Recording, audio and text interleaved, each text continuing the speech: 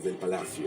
Los revolucionarios alcanzaron el poder con violencia, y con más violencia pretendían mantenerlo. Francia obtendría una nueva democracia, nuevas leyes, y del filo de un viejo invento: la justicia, la guillotina. Nacimiento de la República Francesa. Su gran oratoria e incorruptibilidad colocaron a Robespierre al frente del gobierno revolucionario. Exigió el sufragio universal, el fin de la esclavitud en las Antillas francesas y, con más vehemencia, la erradicación de la pena de muerte. El intento de fuga del rey y la reina hacia Austria hizo creer a los líderes franceses que un ataque del vecino país era inminente. Decidieron lanzar una ofensiva militar preventiva que Maximilien Robespierre no apoyó. Creía que Francia no estaba en condiciones para un conflicto bélico. Su voz es acallada por los tambores de la guerra, que finalmente la Asamblea Nacional declaró a Austria en abril de 1792. Para desgracia de Francia, Prusia, aliado de Austria, se sumó a la toma de París. Un inoportuno manifiesto del general del Reino de Prusia, que amenazaba con destruir París si se maltrataba a Luis XVI y a María Antonieta, le costaría la vida a los soberanos. Llenos de rabia e indignados, unas 27.000 personas atacaron el Palacio de las Tullerías en busca del monarca, pero este huyó a la Asamblea Nacional, donde creyó estar a salvo. Pero allí no tenía autoridad alguna, pues le habían quitado oficialmente su título de rey. Así,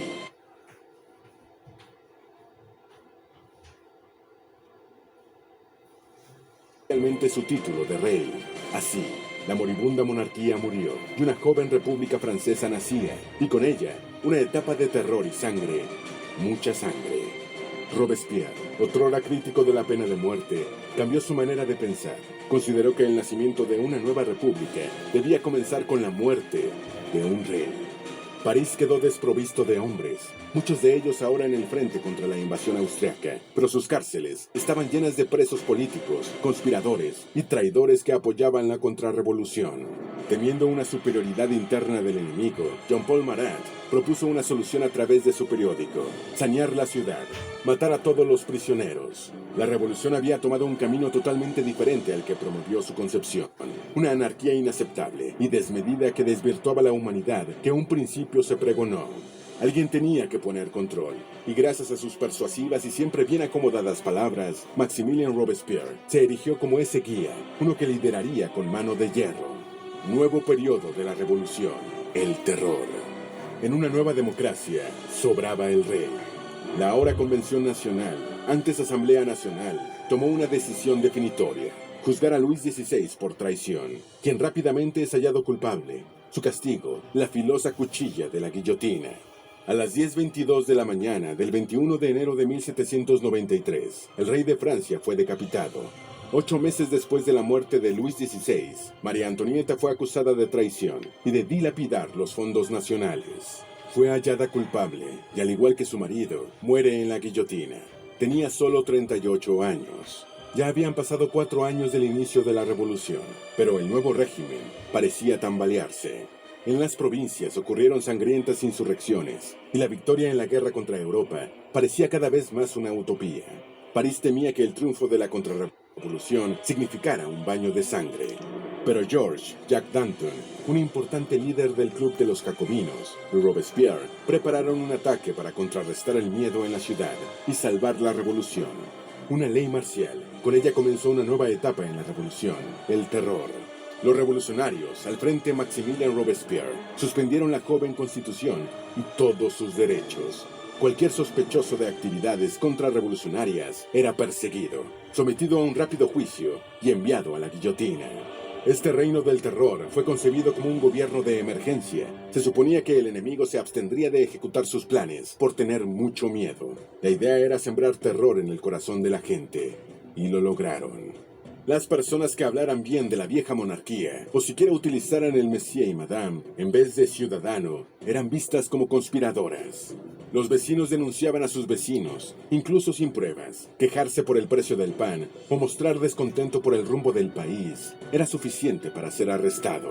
Para consolidar el poder, la convención creó el Comité de Seguridad Pública, un cuerpo integrado por solo 12 hombres, y nuevamente fue la voz de Robespierre la que más se escuchó, y lo que pidió era más sangre.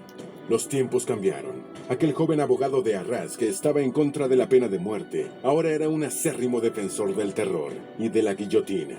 Aquel que defendía la libertad de prensa, ahora la censuraba. Incluso comenzó en París una campaña de ataque a la iglesia, y él cayó. En Lyon, el Comité de Seguridad Pública sofocó una rebelión. Cientos de rebeldes fueron arrestados y fusilados. En la Vendée, región del oeste de Francia, los contrarrevolucionarios y curas sufrieron la misma suerte. Más de 100.000 personas fueron asesinadas. Mientras tanto, en París, no cesaron las decapitaciones. Robespierre se deshizo de los enemigos de la revolución y aseguró su éxito, no con las palabras ni las ideas, sus primeras armas, sino con el terror. Muerte de Maximilien Robespierre. Con Napoleón Bonaparte conduciendo a Francia a la victoria en la guerra contra Europa, un cada vez más determinado Robespierre soñaba con un reto aún mayor, la República de la Virtud, y para ello recurrió a su poder más influyente, el terror. El terror sin la virtud es desastroso, pero la virtud sin el terror no vale para nada. Tal filosofía era peligrosa y hasta Danton lo sabía. Creía que la revolución no estaba yendo por el camino correcto y pidió regresar a la normalidad, abandonar el gobierno del terror, pero un intratable Robespierre sospechaba y consideraba como una traición la posición de, hasta ese entonces, su compañero. El 5 de abril de 1794, Danton murió en la guillotina. De lo único que me arrepiento es irme antes que esa rata de Robespierre. Ahora, sin ninguna oposición, Robespierre inició en Francia un periodo aún más terrorífico y sangriento, el Gran Terror. Se calcula que nada más en París se acometían 800 o más ejecuciones al mes. El temido líder francés estaba cada vez más ocupado con nuevas listas de sospechosos, nuevos hombres y mujeres que perderían la cabeza en el patíbulo, sin sospechar que en poco tiempo él mismo sería una de esas víctimas. Los aliados de Robespierre se dieron cuenta de su actitud que rozaba en la locura y temían lo peor. El 27 de junio de 1794 asistió a la convención y dio un discurso que se convertiría en su desgracia, su último discurso. Amenazó con una nueva lista de supuestos enemigos de la revolución, pero no reveló los nombres. El miedo se apoderó de la convención, porque cualquiera podría estar incluido. Sintieron que había que hacer algo. Cuando al día siguiente Robespierre decidió dar los nombres, lo arrestaron y lo acallaron. Los diputados lo acusaron de rebeldía, y tanto él como sus aliados fueron llevados al ayuntamiento donde pasaron la noche. A la mañana siguiente hallaron muertos a sus hombres. Uno se arrojó por la ventana, otro se dio un tiro en la cabeza. Robespierre yacía sobre un escritorio con un disparo en la mandíbula.